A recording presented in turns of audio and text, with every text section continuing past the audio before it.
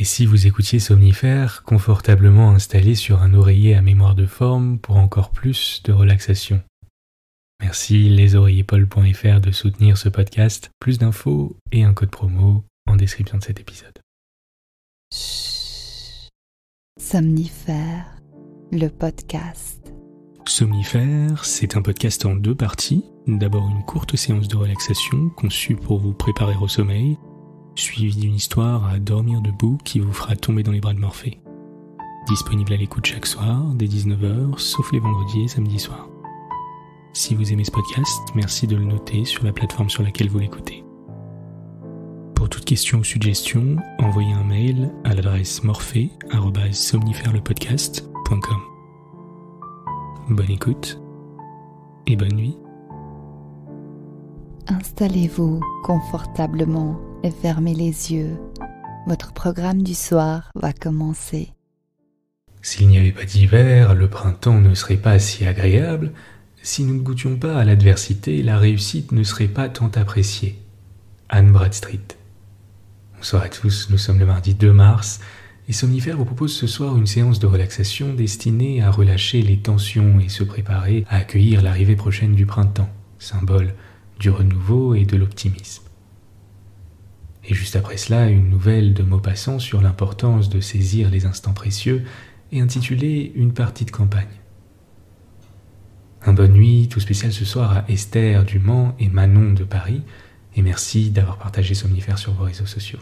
Plus d'infos en description de cet épisode. Je vous souhaite une excellente nuit et maintenant place à notre séance de relaxation. La séance de relaxation. Prenez quelques instants pour vous mettre à l'aise et laissez votre corps se relâcher de tout son poids sur le matelas.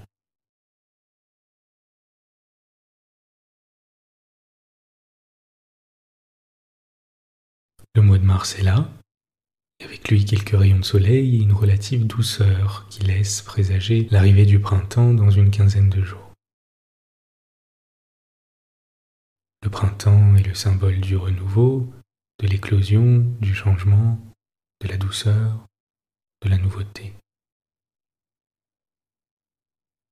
Il est temps de balayer les feuilles mortes de l'automne et l'hibernation de l'hiver pour revenir au monde, faire des projets, prendre des risques, apprendre de nouvelles choses, rencontrer de nouvelles personnes, de nouvelles amours peut-être, de nouveaux projets, de nouvelles expériences.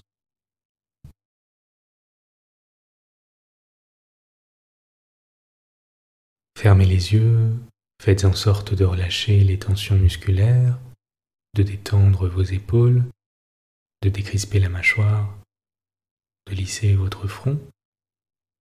Et maintenant, autorisez-vous à tourner la page de cette journée, peu importe ce qui se passe dans votre vie en ce moment.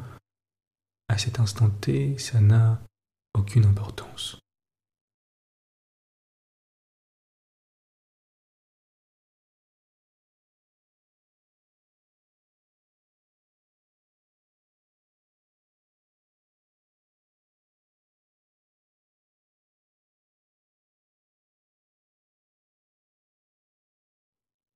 Alors forcément, pour l'instant, on n'envisage pas un printemps à traîner en terrasse en raison des couvre-feux et autres mesures liées à la situation sanitaire, mais le bout du tunnel, et avec lui, ces quelques rayons de soleil, semblent pointer le bout de son nez. Posez-vous la question de savoir ce que vous allez démarrer ce printemps-ci. Et si vous n'avez rien en tête, alors prenez le temps cette semaine de vous fixer un ou plusieurs objectifs. Il peut s'agir également de faire un peu d'ordre dans votre vie et dans vos relations. Ce n'est pas pour rien que le printemps est la saison des grands ménages.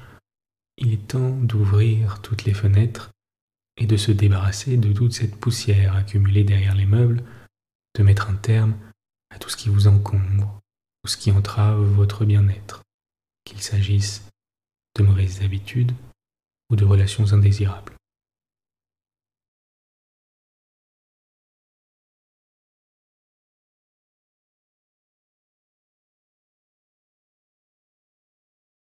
À présent, on va prendre 2 grandes inspirations. Prenez une grande inspiration par le nez. Gonflez vos poumons. Et expirez à votre rythme. À nouveau, une grande inspiration par le nez. Gonflez votre ventre cette fois. Et expirez à votre rythme.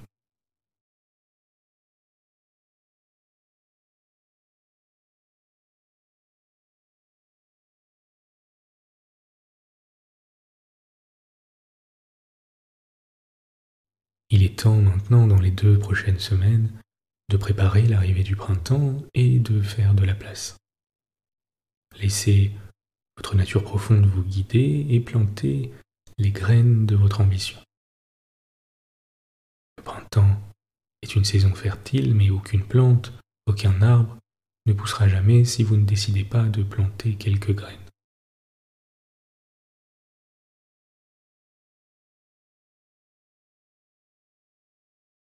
À présent, portez votre attention sur votre corps et ressentez son poids contre le matelas et imaginez qu'il s'y enfonce un peu plus à chaque expire.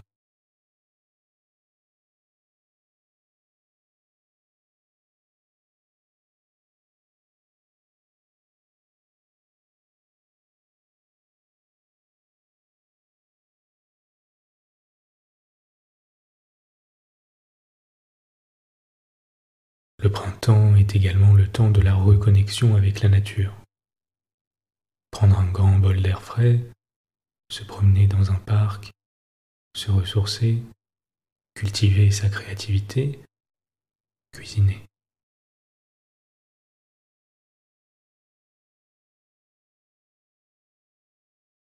Ressentez le contact de votre peau avec la couverture, avec les draps, et autorisez-vous à complètement déconnecter.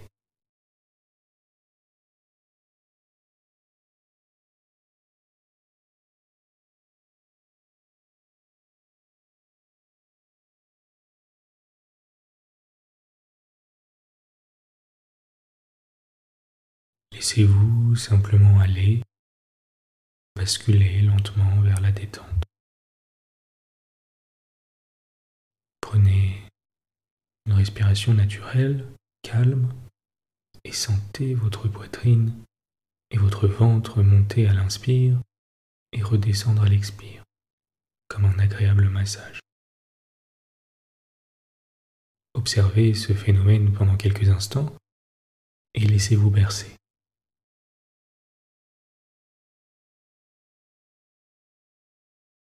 Vos bras et vos mains sont confortablement posés sur le matelas, calmes et détendus.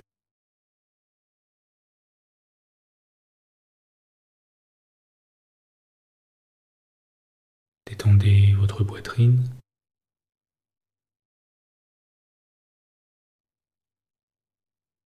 votre ventre, vos fesses et votre zone pelvienne.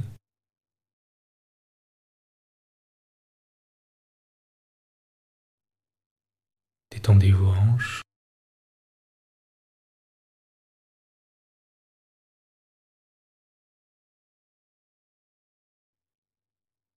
vos cuisses,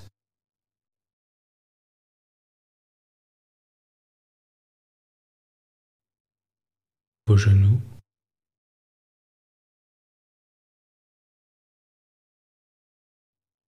vos mollets,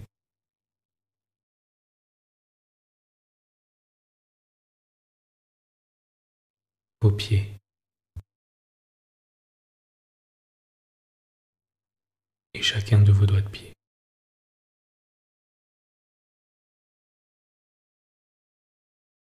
Prenez maintenant quelques instants pour ne rien faire d'autre que de profiter de cette sensation agréable de détente et de quiétude.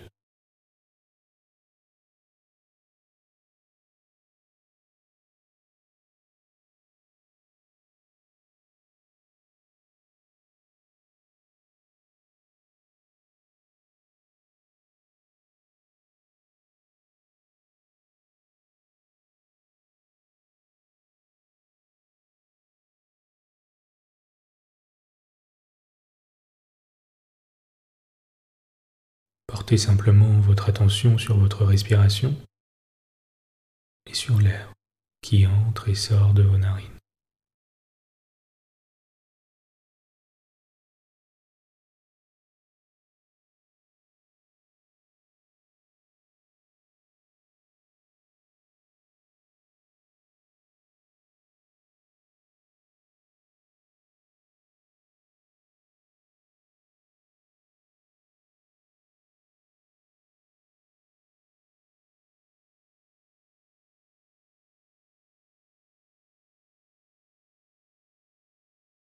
Vous êtes calme et détendu.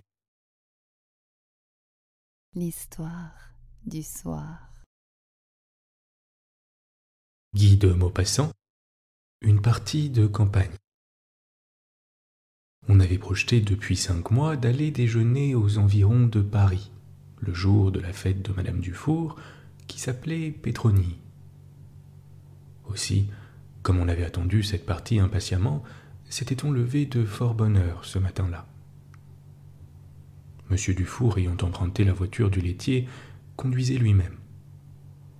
La carriole à 2 roues était fort propre.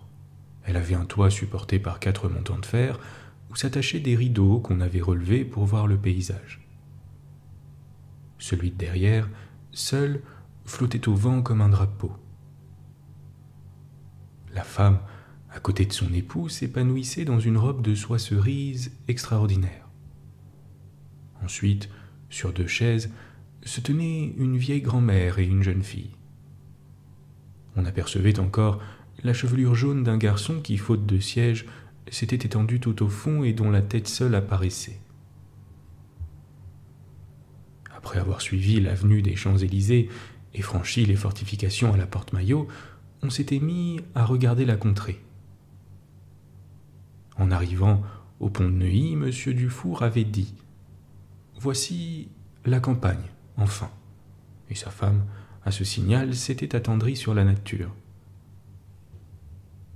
Au rond-point de Courbevoie, une admiration les avait saisis devant l'éloignement des horizons. À droite, là-bas, c'était Argenteuil, dont le clocher se dressait. Au-dessus apparaissaient les buttes de Sannois et le moulin d'Orgemont. À gauche, l'aqueduc de Marly se dessinait sur le ciel clair du matin, et l'on apercevait aussi de loin la terrasse de Saint-Germain, tandis qu'en face, au bout d'une chaîne de collines, des terres remuées indiquaient le nouveau fort de Cormeilles. Tout au fond, dans un reculement formidable, par-dessus des plaines et des villages, on entrevoyait une sombre verdure de forêt. Le soleil commençait à brûler les visages, la poussière emplissait les yeux continuellement, et des 2 côtés de la route se développait une campagne interminablement nue, sale et puante. On eût dit qu'une lèpre l'avait ravagée, qui rongeait jusqu'aux maisons, car des squelettes de bâtiments défoncés et abandonnés, ou bien des petites cabanes inachevées, faute de paiement aux entrepreneurs, tendaient leurs 4 murs sans toit. De loin en loin, poussaient dans le sol stérile de longues cheminées de fabriques, seule végétation de ces champs putrides, où la brise du printemps promenait un parfum de pétrole et de schiste, mêlé à une autre odeur moins agréable encore. Enfin, on avait traversé la Seine une seconde fois, et sur le pont, ça avait été un ravissement. La rivière éclatait de lumière. Une buée s'en élevait, pompée par le soleil, et l'on éprouvait une quiétude douce, un rafraîchissement bienfaisant, à respirer enfin un air plus pur qui n'avait point balayé la fumée noire des usines ou les miasmes des dépotoirs. Un homme qui passait avait nommé le pays Baison. Une voiture s'arrêta, et M. Dufour se mit à lire l'enseigne engageante d'une gargote. Restaurant Poulain, matelote et friture, cabinet de société, bosquet et balançoire. Eh bien, Madame Dufour, cela te va-t-il? Te décideras-tu enfin? La femme lut à son tour. Restaurant Poulain, matelote et friture, cabinet de société, bosquet et balançoire. Puis elle regarda la maison longuement. C'était une auberge de campagne, blanche, plantée au bord de la route. Elle montrait par la porte ouverte le zinc brillant du comptoir devant lequel se tenaient 2 ouvriers endimanchés. À la fin, Madame Dufour se décida. « Oui, c'est bien, dit-elle. Et puis, il y a de la vue. » La voiture entra dans un vaste terrain planté de grands arbres qui s'étendait derrière l'auberge et qui n'était séparé de la Seine que par le chemin de halage. Alors, on descendit. Le mari sauta le premier, puis ouvrit les bras pour recevoir sa femme. Le marchepied, tenu par 2 branches de fer, était très loin, de sorte que pour l'atteindre, Madame Dufour dut laisser voir le bas d'une jambe dont la finesse primitive disparaissait à présent sous un envahissement de graisse tombant des cuisses. Monsieur Dufour, que la campagne émoustillait déjà, lui pinça vivement le mollet, puis la prenant sous les bras, la déposa lourdement à terre comme un énorme paquet. Elle tapa avec la main sa robe de soie pour en faire tomber la poussière, puis regarda l'endroit où elle se trouvait. C'était une femme de 36 ans environ, fort en chair, épanouie et réjouissante à voir. Elle respirait avec peine, étranglée violemment par l'étreinte de son corset trop serré, et la pression de cette machine rejetait jusque dans son double menton la masse fluctuante de sa poitrine surabondante. La jeune fille, ensuite, posant la main sur l'épaule de son père, sauta légèrement toute seule. Le garçon aux cheveux jaunes était descendu en mettant un pied sur la roue, et il aida Monsieur Dufour à décharger la grand-mère. Alors, on détela le cheval qui fut attaché à un arbre, et la voiture tomba sur le nez, les 2 brancards à terre. Les hommes, ayant retiré leurs redingotes, se lavèrent les mains dans un seau d'eau, puis rejoignirent leurs dames installées déjà sur les escarpolettes. Mademoiselle Dufour essayait de se balancer debout toute seule, sans parvenir à se donner un élan suffisant. Grande, mince de taille et large des hanches, elle avait la peau très brune, les yeux très grands, les cheveux très noirs. Son chapeau, emporté par un coup de vent, était tombé derrière elle, et l'escarpolette peu à peu se lançait, montrant à chaque retour ses jambes fines jusqu'aux genoux, et jetant à la figure des 2 hommes qui la regardaient en riant l'air de ses jupes plus capiteux que les vapeurs du vin. Assise sur l'autre balançoire, Madame Dufour gémissait d'une façon monotone et continue. « Cyprien, viens me pousser, viens donc me pousser, Cyprien. » À la fin, il y alla, et ayant retroussé les manches de sa chemise, comme avant d'entreprendre un travail, il mit sa femme en mouvement avec une peine infinie. Cramponnée aux cordes, elle tenait ses jambes droites pour ne point rencontrer le sol, et elle jouissait d'être étourdie par le va-et-vient de la machine.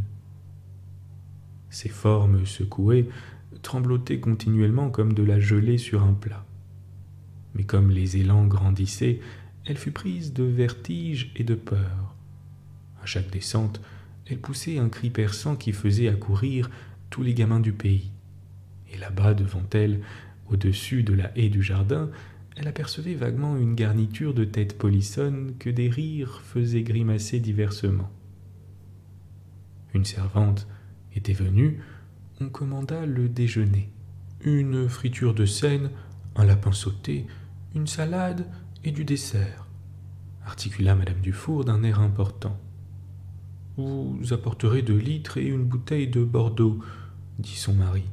« Nous dînerons sur l'herbe, » ajouta la jeune fille. La grand-mère, prise de tendresse à la vue du chat de la maison, le poursuivait depuis 10 minutes en lui prodiguant inutilement les plus douces appellations.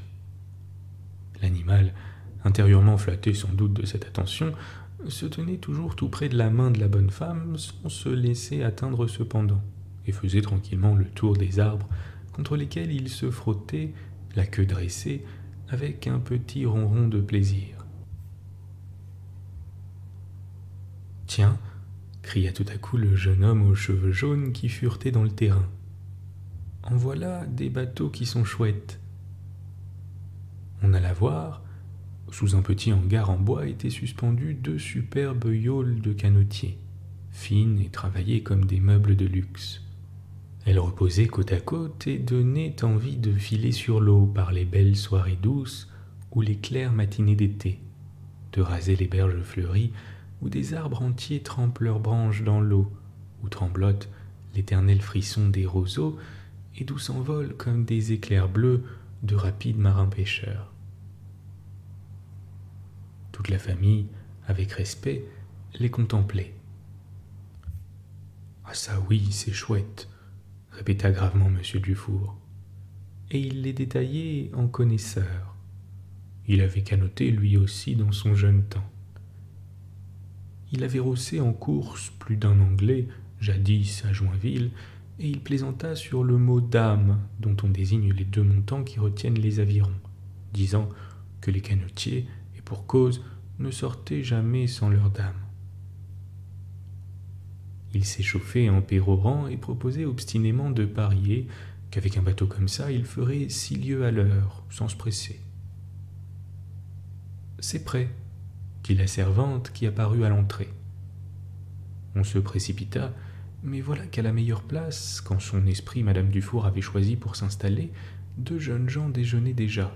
C'étaient les propriétaires des yawls, sans doute, car ils portaient le costume des canotiers. Ils étaient étendus sur des chaises, presque couchés. Ils avaient la face noircie par le soleil et la poitrine couverte seulement d'un mince maillot de coton blanc qui laissait passer leurs bras nus, robustes comme ceux des forgerons. C'étaient 2 solides gaillards, posant beaucoup pour la vigueur, mais qui montraient en tous leurs mouvements cette grâce élastique des membres qu'on acquiert par l'expérience, si différente de la déformation qu'imprime à l'ouvrier l'effort pénible, toujours le même. Ils échangèrent rapidement un sourire en voyant la mère, puis un regard en apercevant la fille. « Donnons notre place, » dit l'un, « ça nous fera faire connaissance. » L'autre aussitôt se leva et tenant à la main sa toque mi-partie rouge et mi-partie noire, il offrit chevaleresquement de céder aux dames le seul endroit du jardin où ne tomba point le soleil. On accepta, en se confondant en excuses, et pour que ce fût plus champêtre, la famille s'installa sur l'herbe, sans table ni chaise. Les 2 jeunes gens portèrent leurs couverts quelques pas plus loin et se remirent à manger. Leurs bras nus, qu'ils montraient sans cesse, gênaient un peu la jeune fille.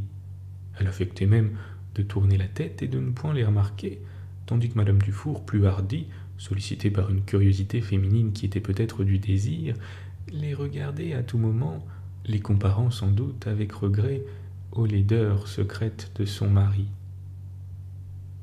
Elle s'était éboulée sur l'herbe, les jambes pliées à la façon des tailleurs, et elle se trémoussait continuellement sous prétexte que des fourmis lui étaient entrées quelque part. M. Dufour, rendu maussade par la présence et l'amabilité des étrangers, cherchait une position commode qu'il ne trouva pas du reste, et le jeune homme aux cheveux jaunes mangeait silencieusement comme un ogre. « Un bien beau temps, monsieur, » dit la grosse dame à l'un des canotiers. Elle voulait être aimable à cause de la place qu'ils avaient cédée. « Oui, madame, » répondit-il. « Vous venez souvent à la campagne ?»« Oh, 1 fois ou 2 fois par an seulement, pour prendre l'air.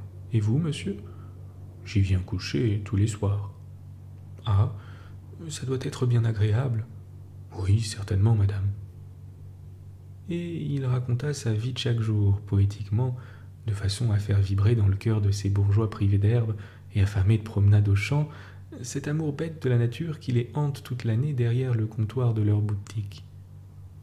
La jeune fille, émue, leva les yeux et regarda le canotier. Monsieur Dufour parla pour la première fois. « Ça, c'est une vie, » dit-il. Elle se tourna de nouveau vers les jeunes gens et montrant leurs bras. « Vous n'avez pas froid comme ça ?» dit-elle.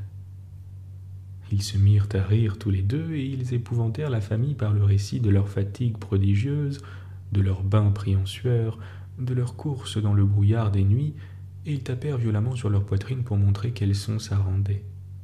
« Oh, vous avez l'air solide, » dit le mari qui ne parlait plus du temps où il rossait les Anglais.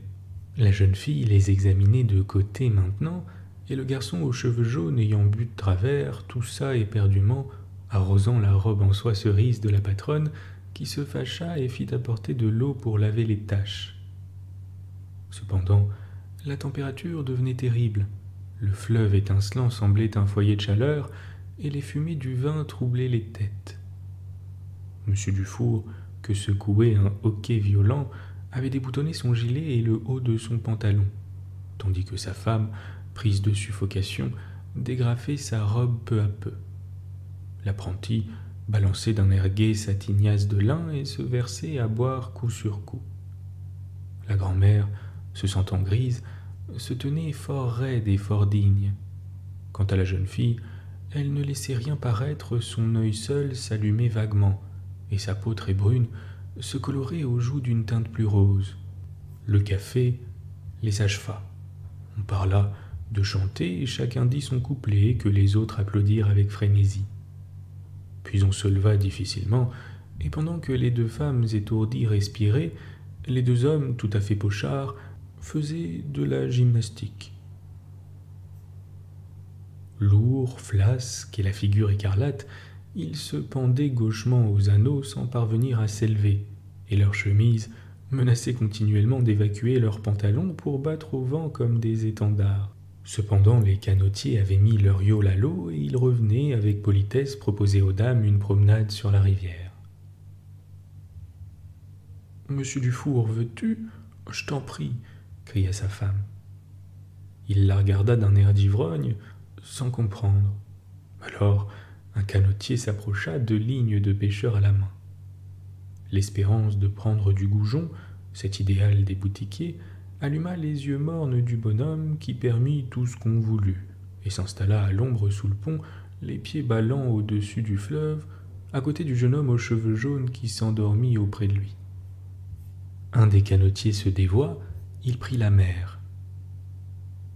« Au petit bois de l'île aux Anglais !» cria-t-il en s'éloignant.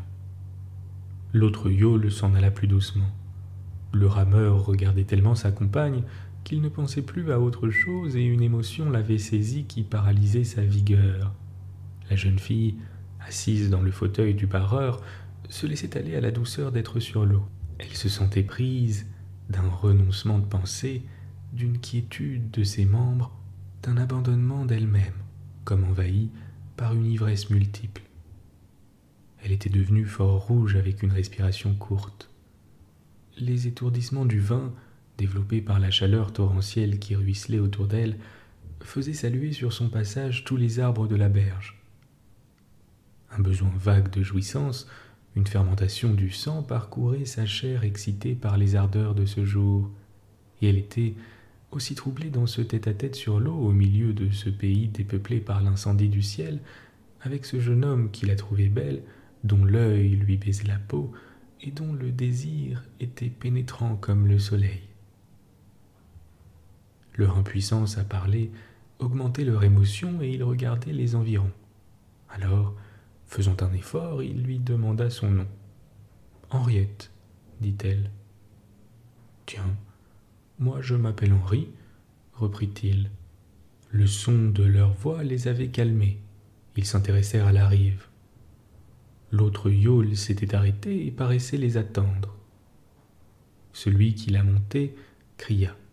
« Nous vous rejoindrons dans le bois, nous allons jusqu'à Robinson, parce que madame a soif. » Puis il se coucha sur les avirons et s'éloigna si rapidement qu'on cessa bientôt de le voir.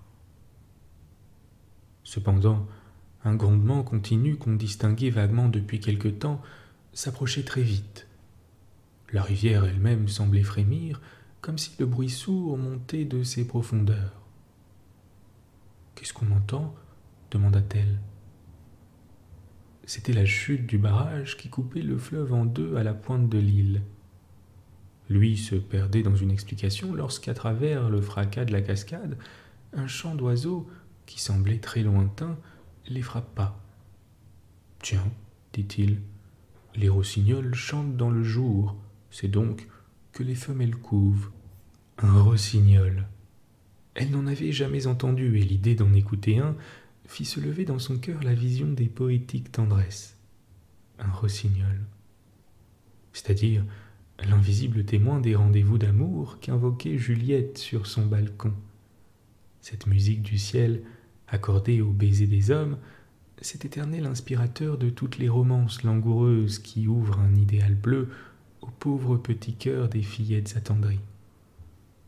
Elle allait donc entendre un rossignol. « Ne faisons pas de bruit, » dit son compagnon. « Nous pourrons descendre dans le bois et nous asseoir tout près de lui. » La Yole semblait glisser. Des arbres se montrèrent sur l'île, dont la berge était si basse que les yeux plongeaient dans l'épaisseur des fourrés. On s'arrêta, le bateau fut attaché et Henriette s'appuyant sur le bras de Henri, ils s'avancèrent entre les branches. « Courbez-vous, dit-il. » Elle se courba, et ils pénétrèrent dans un inextricable fouillis de lianes, de feuilles et de roseaux, dans un asile introuvable qu'il fallait connaître et que le jeune homme appelait en riant son cabinet particulier.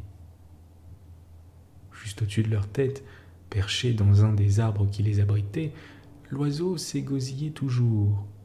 Il lançait des trilles et des roulades, puis filait de grands sons vibrants qui emplissaient l'air et semblaient se perdre à l'horizon, se déroulant le long du fleuve et s'envolant au-dessus des plaines, à travers le silence de feu qui appesantissait la campagne. Ils ne parlaient pas, de peur de le faire fuir. Ils étaient assis l'un près de l'autre, et lentement, le bras de Henri fit le tour de la taille de Henriette, et l'enserra d'une pression douce. Elle prit sans colère cette main audacieuse, et elle l'éloignait sans cesse à mesure qu'il la rapprochait, n'éprouvant du reste aucun embarras de cette caresse, comme si c'eût été une chose toute naturelle qu'elle repoussait aussi naturellement. Elle écoutait l'oiseau perdu dans une extase. Elle avait des désirs infinis de bonheur, des tendresses brusques qui la traversaient, des révélations de poésie surhumaine, et un tel amollissement des nerfs et du cœur qu'elle pleurait sans savoir pourquoi. Le jeune homme la serrait contre lui maintenant, et elle ne le repoussait plus, n'y pensant plus. Le rossignol se tut soudain. Une voix éloignée cria « Henriette !»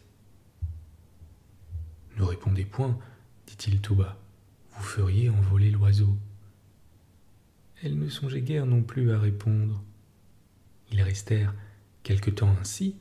Madame Dufour était assise quelque part, car on entendait vaguement de temps en temps les petits cris de la grosse dame que lutinait sans doute l'autre canotier. La jeune fille pleurait toujours, pénétrée de sensations très douces, la peau chaude et piquée partout de chatouillements inconnus. La tête de Henri était sur son épaule, et brusquement, il la baisa sur les lèvres. Elle eut une révolte furieuse, et pour l'éviter se rejeta sur le dos. Mais il s'abattit sur elle, la couvrant de tout son corps. Il poursuivit longtemps cette bouche qui le fuyait, puis, la joignant, y attacha la sienne. Alors, affolée par un désir formidable, elle lui rendit son baiser en l'étreignant sur sa poitrine, et toute sa résistance tomba comme écrasée par un poids trop lourd. Tout était calme aux environs. L'oiseau se mit à chanter. Il jeta d'abord 3 notes pénétrantes qui semblaient un appel d'amour. Puis après un silence d'un moment, il commença d'une voix affaiblie des modulations très lentes. Une brise molle glissa, soulevant un murmure de feuilles, et dans la profondeur des branches passaient 2 soupirs ardents qui se mêlaient au chant du rossignol et au souffle léger du bois. Une ivresse envahissait l'oiseau, et sa voix, s'accélérant peu à peu comme un incendie qui s'allume ou une passion qui grandit, semblait accompagner sous l'arbre un crépitement de baisers. Puis le délire de son gosier se déchaînait éperdument. Il avait des pâmoisons prolongées sur un trait, de grands spasmes mélodieux. Quelquefois, il se reposait un peu, filant seulement 2 ou 3 sons légers qu'il terminait soudain par une note suraiguë. Ou bien, il partait d'une course affolée avec des jaillissements de gamme, des frémissements, des saccades, comme un chant d'amour furieux suivi par des cris de triomphe. Mais il se tut, écoutant sous lui un gémissement tellement profond qu'on l'eût pris pour l'adieu d'une âme. Le bruit s'en prolongea quelque temps et s'acheva dans un sanglot. Ils étaient bien pâles tous les deux en quittant leur lit de verdure. Le ciel bleu leur paraissait obscurci, l'ardent soleil était éteint pour leurs yeux. Ils s'apercevaient de la solitude et du silence. Ils marchaient rapidement l'un près de l'autre, sans se parler, sans se toucher, car ils semblaient devenus ennemis irréconciliables, comme si un dégoût se fût élevé entre leurs corps, une haine entre leurs esprits. De temps à autre, Henriette criait « Maman !» Un tumulte se fit sous un buisson. Henri crut voir une jupe blanche qu'on rabattait vite sur un gros mollet, et l'énorme dame apparut un peu confuse, et plus rouge encore, l'œil très brillant et la poitrine orageuse, trop près peut-être de son voisin. Celui-ci devait avoir vu des choses bien drôles, car sa figure était sillonnée de rires subits qui la traversaient malgré lui. Madame Dufour prit son bras d'un air tendre, et l'on regagna les bateaux. Henri, qui marchait devant, toujours muet à côté de la jeune fille, crut distinguer tout à coup comme un gros baiser qu'on étouffait. Enfin, l'on revint à Baison. Monsieur Dufour, dégrisé, s'impatientait. Le jeune homme aux cheveux jaunes mangeait un morceau avant de quitter l'auberge. La voiture était attelée dans la cour et la grand-mère, déjà montée, se désolait parce qu'elle avait peur d'être prise par la nuit dans la plaine, les environs de Paris n'étant pas sûrs. On se donna des poignées de main et la famille Dufour s'en alla. « Au revoir !» criaient les canotiers. Un soupir et une larme leur répondirent. 2 mois après, comme il passait rue des Martyrs, Henri lut sur une porte « Dufour, quincaillier ». Il entra, la grosse dame s'arrondissait au comptoir. On se reconnut aussitôt et après 1000 politesses, il demanda des nouvelles. « Et mademoiselle Henriette, comment va-t-elle ?»« Très bien, merci. Elle est mariée. »« Ah !» Une émotion l'étreignit, il ajouta. « Et avec qui ?»« Mais avec le jeune homme qui nous accompagnait. Vous savez bien, c'est lui qui prend la suite. » Il s'en allait fort triste, sans trop savoir pourquoi. Madame Dufour le rappela. « Et votre ami ?» dit-elle timidement. « Mais il va bien. »« Faites-lui nos compliments, n'est-ce pas? Et quand il passera, dites-lui donc de venir nous voir. » Elle rougit fort, puis ajouta. « Ça me fera bien plaisir, dites-lui. » « Je n'y manquerai pas. Adieu. »« Non. À bientôt. » L'année suivante, un dimanche qu'il faisait très chaud, tous les détails de cette aventure que Henri n'avait jamais oubliés lui revinrent subitement, si nets et si désirables qu'il retourna tout seul à leur chambre dans le bois. Il fut stupéfait en entrant. Elle était là, assise sur l'herbe, l'air triste, tandis qu'à son côté, toujours en manche de chemise, son mari, le jeune homme aux cheveux jaunes, dormait consciencieusement comme une brute. Elle devint si pâle en voyant Henri qu'il crut qu'elle allait défaillir. Puis ils se mirent à causer naturellement, de même que si rien ne se fût passé entre eux. Mais comme il lui racontait qu'il aimait beaucoup cet endroit et qu'il y venait souvent se reposer le dimanche en songeant à bien des souvenirs, elle le regarda longuement dans les yeux. « Moi, j'y pense tous les soirs, » dit-elle. « Allons, ma bonne, » reprit en bâillant son mari. « Je crois qu'il est temps de nous en aller. » Bonne nuit. Bonne nuit.